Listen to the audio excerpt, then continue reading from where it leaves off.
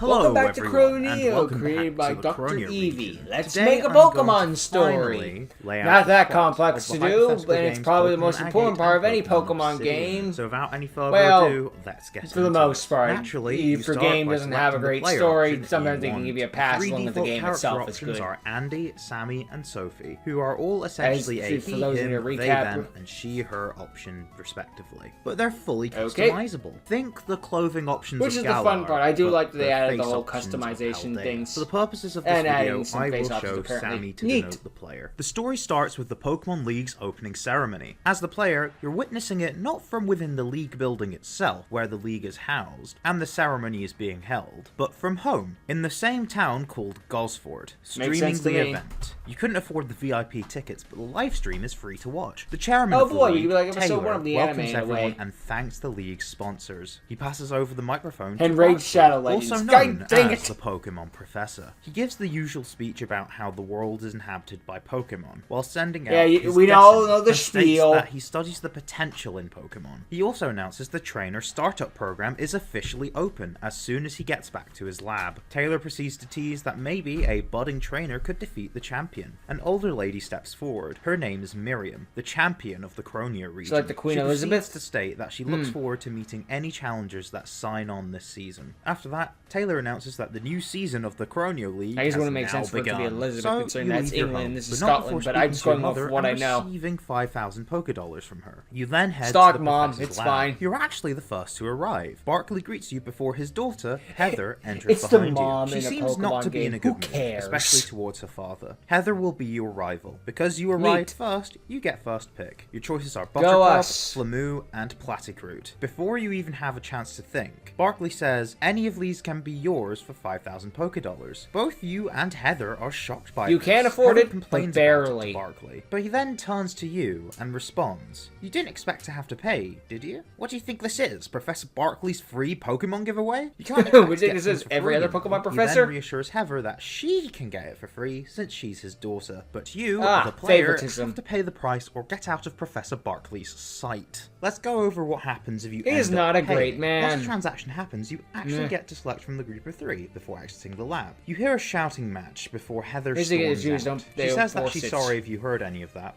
Her dad can be very annoying. She then challenges you to a battle, where she uses the starter strong against yours. There is no prize money either way for this one, but future battles won't be so kind. After the battle, whatever the outcome, Heather vows to try and be strong enough to take down the Pokemon League, and not to take it personally if she keeps defeating you, before leaving to start her own adventure. Your mother calls and finds out about the price of your partner Pokemon. She's in shock. Not mad at you, but surprised that they cost so much, when they used to be free in her day. She sends you money to make up for the cost, which also doesn't punish players for using a premium starter. Just before you start going on your own adventure, a strange woman confronts you. She introduces herself as Brooke. She noticed that there was a fee for the trainer startup program, and felt it was gatekeeping those not lucky enough to afford it. She asks you if you think it's fair. You weren't born with the right genetics. Mainly due to how your mother mentioned earlier it being free when she was young. Brooke agrees with you, and gives you her contact details before heading off. Brooke will act as a recurring character who will serve as an ally to the player throughout the game. This is also made clear if you chose not to pay Barkley. He says that you've wasted your time and asks you to leave. Once you leave the lab, this is when you would meet Brooke. Again, she notices that there's a fee and actually has prepared for a scenario where a trainer can't or won't pay. Heather storms out and starts apologizing like she would have if you paid, but then pauses and asks who Brooke is. She don't worry about it. Introduces herself before explaining she was just about to give you, the player,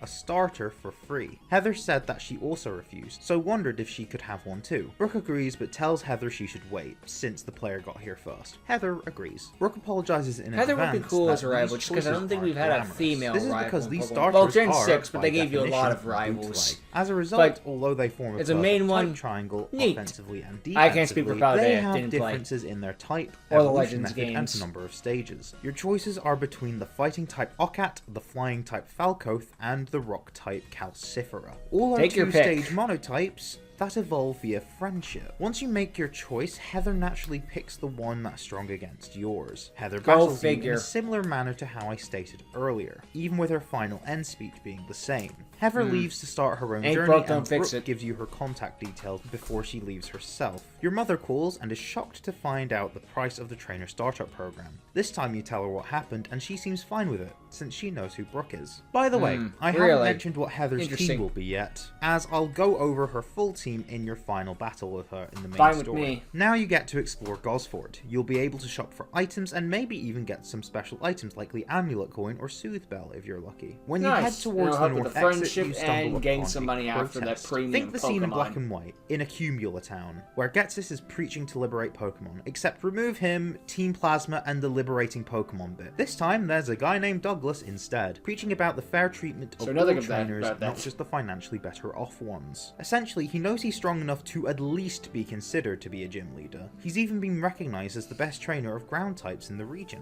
But this is being denied, and has been for a while. The police then arrive and politely ask him to stop. Douglas does so, but not before telling the crowd to remember his words. Barkley shows up and tells you that he thinks Douglas is a bad influence, and it would be wise to stay clear of him. And you're a bad influence, as he overcharges for Pokemon. As well as the early routes, which I'm calling Gosfordshire. The player goes to either Bloomborough, Bayhaven, or Aberlachy, depending on which starter they picked, to challenge the first gym. The gym battles won't be mentioned here, not just due to the lack of reminds me of the beginning of Breath of the Wild, where I explained those in the gym opening area compared to the actual full game. But the events of what happens after each gym battle remains in the order I'm about to say them in. They just occur in different towns, just like all the Nimona cutscenes in the Victory Road storyline in Scarlet and Violet. So you tackle whichever your first gym is, in whichever town you're needing to go. More details on the towns in the map video. But after you get your first badge, you meet up with Heather, who challenges you to a battle. Once you've won, both you and Heather spot some shady criminals dressed in pink and blue. They are Team Sparkle, the villainous team of the Croneo region. Their whole deal is trafficking shiny Pokemon. You can actually already see them handle a shiny X-Bill and a shiny Hedgie. They are seen with an admin for Team Sparkle, named Stuart, who spots the pair of you and immediately panics. He sends some of the grunts to deal with you two. You, the player, fight two back to back, as does Heather. Once they're defeated, Stuart is nowhere to be seen. Brooke arrives as she was tipped off about the people trafficking Pokemon around this area. She knows that shiny Pokemon in particular are worth a lot more in the black market, which makes Team Sparkle even more despicable. Brooke then heals your Pokemon as well as Heather's. Reinforcements then come and the player has to partake in a double battle. Once they're defeated, Brooke says she'll stay behind and deal with the others, evil team you and Heather trying to go more for the money aspect. Heather will heal your Pokemon if you ask her to. Luckily, Stuart isn't very far away. He's actually cowering away in fear, almost in plain sight. Once you approach, he battles you with a team of Princess and Bidoof. However, you easily win, as he is a pushover. Brooke arrives after and says she can take it from here. You and Heather can then go off your separate ways to train for the next gym. Once you've defeated the second gym, you actually bump into Douglas. He greets you and gives you the time of day. He explains himself. He's not just someone that believes he specifically deserves the right to be a gym leader. He just wishes people like him, those who aren't as well off in the region, could at least be considered to be a gym leader. He comes across as nice and humble, but determined to make an impact. He notes how he's heard of you since he's good friends with Brooke, who told him about your encounter with Team Sparkle, and how you skillfully dealt with them alongside Heather. He also admits he's here to investigate some shady goings-on. Chairman Taylor seems to be discussing something sketchy with someone on the board of directors. You decide to listen in, and Taylor mentions how he has a rendezvous with someone called Alexi, to discuss why Stuart is taking so long, before he leaves. You're both in shock at this revelation. The League has criminal connections? But Douglas isn't very surprised, since certain things are starting to click together. After Taylor left and Douglas has spoken, the director what's the thing in one of the Pokemon mangas the Elite Four are evil or something? To call security. They arrive won't be the first time, but I'm not against it being in a mainline game. Morven. You and Douglas have to face a security guard each in a single battle, before facing Morven herself in a 2v1 double battle, with her Cronian Cherubi and Cronian Roselia. You both win, because you're awesome. Upon defeat, because you're awesome, I like that. Douglas says he'll update Brooke on this, and thanks you for your impeccable battling before he leaves. You move on to your third gym challenge. Once you've defeated the gym leader, which means by this point you'd have faced Fig in Bloomborough, Charlotte in Bayhaven, and Pike in Aberlachy, whichever town you just faced placed your third gym leader in is the one you'll find the governess of the region, Sterling, accompanied by champion Miriam, addressing recent rumors and controversies, such as bootleg starters combating the trainer startup program, and even the rise in power that Team Sparkle might have, with having criminal connections to the League. Heather joins you, initially wanting to battle, but sees the same thing you are. Yeah, something's going on. Let's wait a minute. No violence, no damage, just chants and maybe a few placards. A very strict reaction from the police. So an actually peaceful protest. Some officers engaging in a double battle between you and Heather. The police sheriff,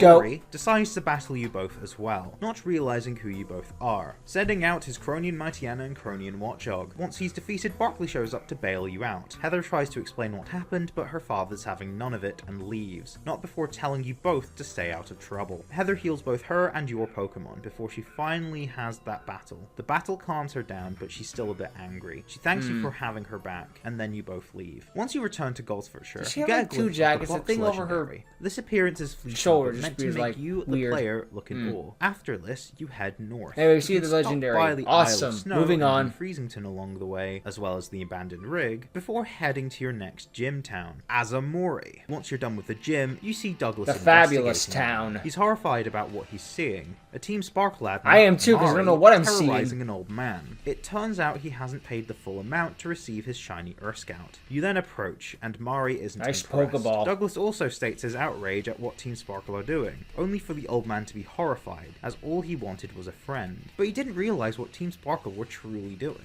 Team Sparkle Grunts approach, and you fight them in a single battle and then a double battle, before Mari steps in herself. And then we deal with them. Nezumaruto, Pupsky, and a female Sherlock. Once you defeat her, she's actually impressed by your strength, and has the audacity to try and recruit you. Of course you refuse. No. And she leaves, and tells the old man that Team Sparkle isn't done with him. Douglas says okay, whatever you say, and see that he is safe. You wonder why you don't just contact the police, where Douglas responds by saying, where do you think the Croneo region's police get their money from? He then says he'll also let Brooke and Heather know. You then head to the town of Aldenew, not only to face your 5th gym leader, but also to find Heather, who you have your 4th battle with. She tells you she's battling. Can we stop fighting for 5 minutes? Happening nearby. If they see 2 kids that are battling and they're not part of the protest, they'll just assume they're not a threat. They are already suspicious of you both, so Heather wants to try and throw them off your scent. After your battle, you overhear Governor Sterling make a speech. She reiterates how you should trust those in charge, as they make decisions for your own protection. The people of the Croneo region are so lucky to live the lives they trust do. people in charge. Croneo is better than living in other regions. She asks how someone could possibly feel distrust for those who are aiming to uphold this. Sterling continues by stating to make the lives of people and Pokemon even better. Pokemon centers around the region will now be managed by those who can make use of the Pokédollars they receive, and pump the best resources into providing the essential healthcare to your Pokemon. She says that this private model proved a difficult choice to make, as this would burden those using Pokemon centers with having to pay a small fee in order to use them, but this was a price she was sure the Croneo region is willing to pay. For the some of you may die, but that's a sacrifice I'm willing to make. Protest, which the police attempt to dispel once again with force, turning a non-violent protest into a riot. The police deploy their Watchdog so turn into a mostly peaceful protest. Voices. Sheriff Rory from earlier spots you and Heather, and then a double battle ensues. He doesn't hold back, with his Stoutland, Gloriana, and Myriad. But he's not screwing around at all. Defeated. He's not the regional Stoutlands, the actual one. He's only doing his job. He tells you both to stay out of this, for your own good. After you and Heather leave, she tells you to head up to Ben Cairn, the largest mountain in the Croneo region. Once you're up there, you spot the box art legend in the distance once again, before heading inside the opening at the top. Once you do that, you find expansive caves to wander down, until you enter the town of Ben Cairn, which is inside the cave. Walking around the cave and boom, just happen to come across it. Leave out of the bottom exit. From this point on, later, policy has been enacted. You will now have to pay to use the Pokemon Center. Oh no, I'll have to pay 10 Pokey. With Morven. Brooke was once again tipped off that something was happening here. Morven states she's actually waiting for Taylor to arrive for their meeting, to discuss Croneo's economy leveling up, as it were. I find it funny that other people, everyone in the games would be like, I can't believe I have to play for Pokey, and then Americans be like, wait, you're upset you have to pay for healthcare, and you don't do that normally? The legendary Pokemon, to symbolize the history and if they make a Unova remake, just pay for Pokey. Considering putting it on Miriam's team, mainly because you and Heather have a strong chance at stopping the Elite Four. Be funny. So want to make sure the champion was unstoppable. This would be when Brook explains the lore behind the legendaries, which I will explain to you now. An ancient Pokémon that had powers over time itself fought a rival from what we now know as Ultra Space. The ancient Pokémon won, and took the crystal spoils that broke off its rival's body. It felt a sense of familiarity at a glance. It chose a creature of the ocean to bond with one of them, to swim through the past as if it were the vast ocean itself.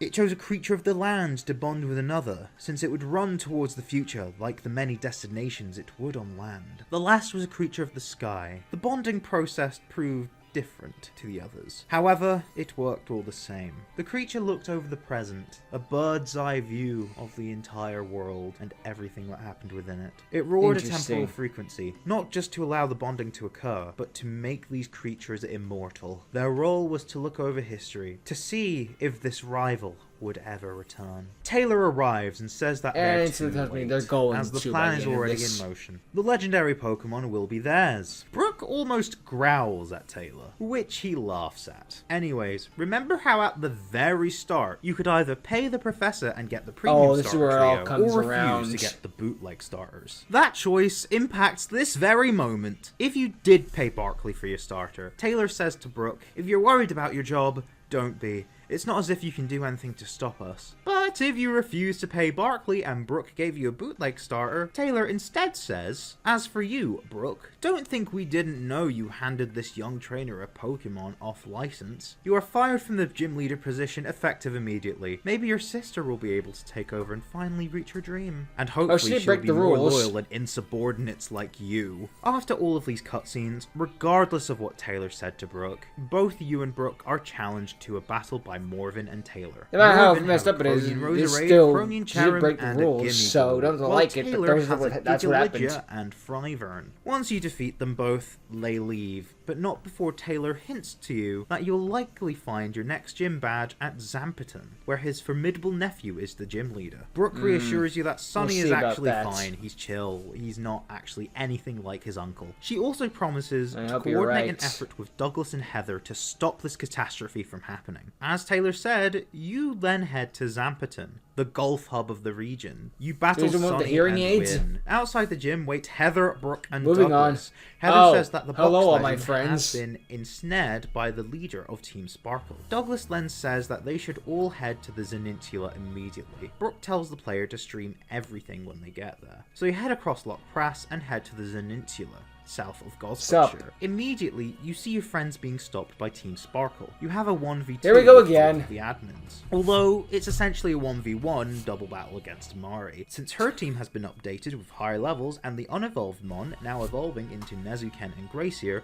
while Stuart hasn't even leveled up his Pokemon. Once you defeat them, you approach the scene. All four of you can see the ensnarement of the legendary Pokemon. You can also see Sterling, Taylor, and Team Sparkle leader Alexi in charge. A bunch of police guarding the area, League security guarding the officials, and some Team Sparkle grunts approach and tell you to I should call for help. That she's had enough of people telling her to stay out of trouble, while Brook and Douglas adamantly push back against these lackeys. You have to fight one police officer, one security guard, and one grunt in a triple battle, so be prepared. Alexi then approaches to deal with you himself. He'll use a less powerful version of the team I'll mention later, but once you defeat him, he says this changes nothing. Taylor approaches, saying that the plan will still go ahead. Sterling gloats that there's nothing you can do to stop them. Heather then speaks up, informing them that that's not true. Since she's been on social media to check the news, Sterling's polling is at an all-time low. I posted it all on Twitter.com. Now, significant ones don't like the direction that he's been taking the league, as well as them not being a fan of his abuse of power. As a result of this public internal I posted it all on Blue Sky. Oh, I don't care. No one uses that trash. Alexi by telling him that since Team Sparkle definitely don't have permission or power to back this up, Alexi isn't just violating the law, but he needs to leave immediately if he doesn't want to face retribution. Not only would you take your friend's word for this, but a montage would play of all of these events happening. So you can see most of the Croneo region are tired of this nonsense too. You can even see them reacting in real outraged by all to the this events going on. corruption. All of this stops the ensnaring due to the intense public backlash, as well as the grip they have on their power slipping further and further. The Legendary is thankful for this and insists that one of the heroes battle it and have the reward of its companionship upon victory. Battle it. That's a funny way of saying throw Master Ball. So you can battle the Legendary. You can't say no. It will be caught eventually. Of course we can't. And it will refuse Can I say before we battle? Heather, as That's per usual, crucial. heals the player before and after this. Alexi proceeds to say the following, depending on the version. Praetorate, or Mebicordian.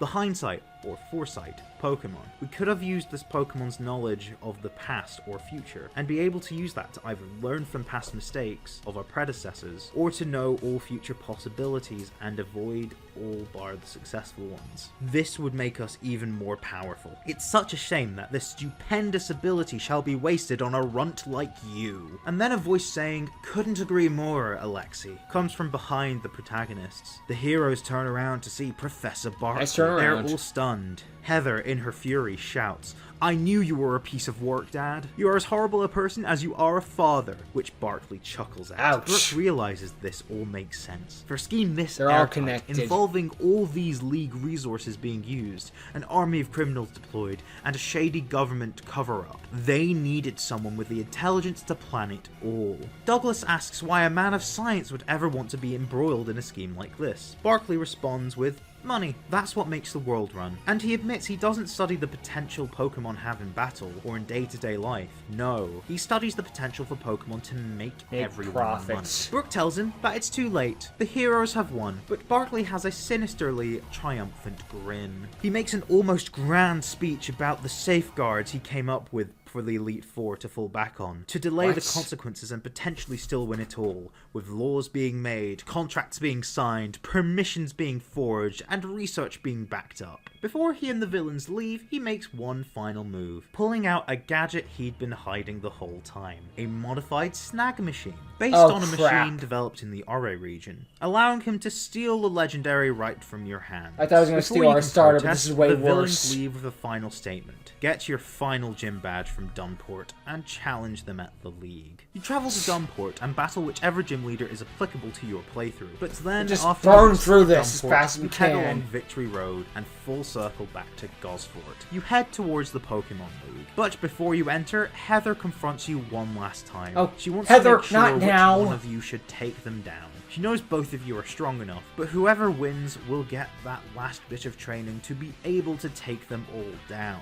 Her team is the starter Pokemon strong against yours, as well as Croneo Snorlax, Protest Formiriate, Scrapoon, Draconion, and an Absol holding an Eviolite. Naturally, you win and enter the Pokemon League. You can fight the Elite Four in any order, but their levels scale. Let's go over them in no particular order. First, let's face Governess Sterling, the Steel-type Elite Four member. She has an Eviolite Boxterity, Lucario, Sojin, Armor-Crowned Serpedon, and her ace, Cronin Hydreigon. Next, let's face Charmin Taylor, the Dragon-type Elite Four member. He has a Haxorus, Dracovish, Gigaligia, Fryvern, and his ace, Empire Crowned Serpedon. Oh, they're going to have Sparkle snakes. Boss Alexi is the Fairy-type Elite Four member. All of his Pokemon are shiny. He starts with a Cast Form, which he sets up Fog the background. with, and continues with a Tinkaton, Billy, Cronian Naganadel, and his ace, Cronian King Gambit. Yes, it does have Supreme Overlord. The remaining Elite Four member is Professor Barkley, the Psychic-type specialist. His team is Dr. Slowking, who is his research partner, as well as Metagross, UFO, Chai Monarch, and his ace, Parasite. After this, you face the champion, Miriam. Her team consists of Cronian Poltegeist, Skullforb, but the Master Ball one. It's the same as the other ones, it just looks like a Master Ball. It looks shinier. A Greninja that may or may not have Battle Bond. That's as dangerous. Well as her two aces, one of which is Thundercrown. That's when the snake comes around. And the other is the Box The Art Legendary that got stolen from you earlier. In the same wall and everything. It's a difficult battle, but you win. You enter your name and team into the Hall of Fame, becoming the new champion. with a cutscene of you doing this, as well as being greeted by all the gym leaders. Miriam gives you back the legendary you caught, since it's yours, and she'd be forced to return it anyways. We cut to a news report on the Elite Four controversies. It shows that Miriam retires fully, Taylor steps down conveniently, Sterling loses the election, Barkley's lab gets raided, leading to his arrest. Dang. But Alexei cannot be found, even with Team Sparkle's secret base well, being there is raided mention of a and all sequel other in a members future being video. arrested. Spoiler. However, you can spot one of the police suspiciously having similar hair to Alexei. This How officer convenient. is also wearing Crocs. We then cut to Loch Prass, where you are with Heather, Brooke, and Douglas. Brooke mentions that she no longer has to worry about her job security. She either never got caught disobeying the Elite Four, or she has her job in the league back. Douglas mentions now with the Elite Four gone, he could probably apply to be a gym leader. Brooke responds that he could possibly be an Elite Four member himself if he's strong enough. Heather is inspired since we're out of them right now. herself. She knows she's a bit young right now, but she can at least start working towards it. Now her father's out of the equation, nothing's stopping her from officially pursuing battling. Everyone's happy and optimistic for the future. The camera pans over the water as the credits start to roll. However, a post-credit scene plays. We see Barkley in prison, reading the news. A guard comes in to help him escape. Once they've done so, they're far away from the prison, before Barkley notes that he knew he'd be rescued by a good friend. Alexei takes off his disguise, not being surprised that Barkley saw through it. Barkley mentions that it was the Crocs that gave it away. Crocs. Alexei reveals that Team Sparkle is also, he's staying on two found a new Crossels. calling since they were rumbled. An organization so large that operates in the shadows for people like him and Barkley. Great mind to aspire There's to always a power, plan but have B. been denied it. Or those who wish to serve people like them. Barkley is curious and wondering if this is a recruitment. Alexei grins and says, "How would you like to join Team Syndicate?" Barkley also grins. The end!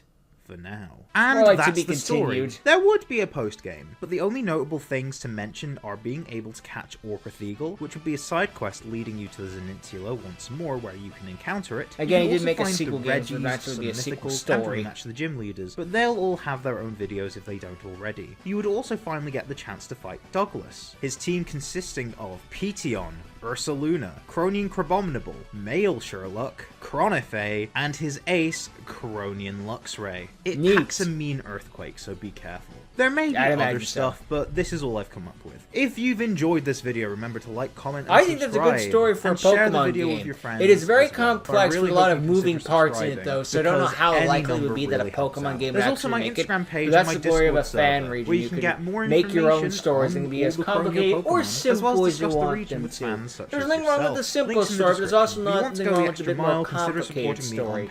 But generally, Pokemon tends to go on the more simple side. Mostly because it's a kids game at the end of the day. That's not to say that adults can't enjoy the Pokemon products if they do. I'm not saying that. I'm just saying the target demographic is children. Videos to come. Difference. But until next time, I bid you farewell. You know, it's okay for older people to enjoy things for a younger demographic.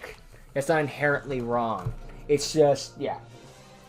It feels like there's way too many moving parts, and this is probably more of an older Pokemon game, I guess you could call it. Sort of like what people say the Coliseum is, or think it is, but it's isn't. It's a thing. It's a thing. But anyway, yeah, a more complex story with a lot of moving parts in it, with all the different groups, I guess we'll go with, working together secretly behind the scenes to form in this evil way and just try to sell Pokemon on the black market to get the highest product for it, and treating Pokemon as something more than a product at the end of the day, which is like the most disgusting thing you could do with them, because they are not just items to sell, they are living creatures.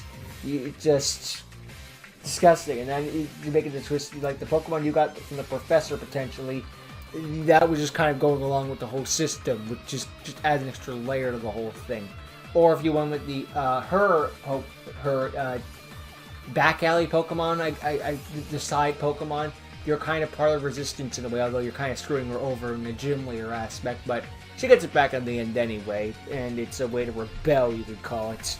So that's a really well thought out story in all of this, and just trying to make everything more money grubbing. I need that money. I really, really do. I need that money to pay my bills. Ever notice how it's the people with the most amount of money that are the first to ask for a handout from the common citizen? It's like, I'm sorry, how many mansions do you have? Irrelevant. Give me your money. No! Oh, fuck off.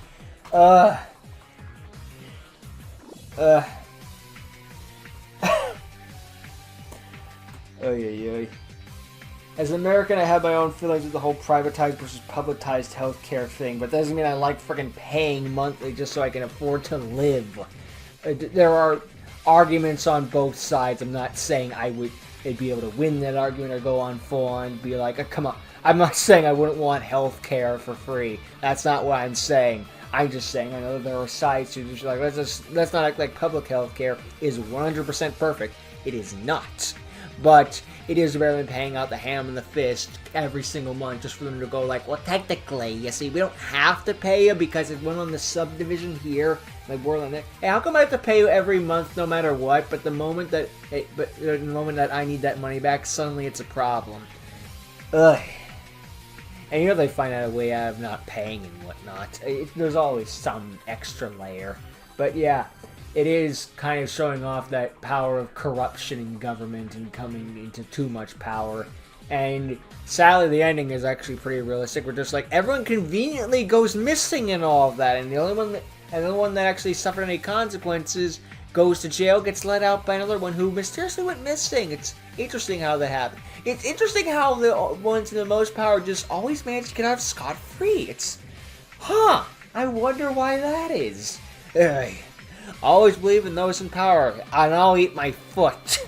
If there's anything that this world has taught me, it's that you don't trust the people with power, especially after COVID.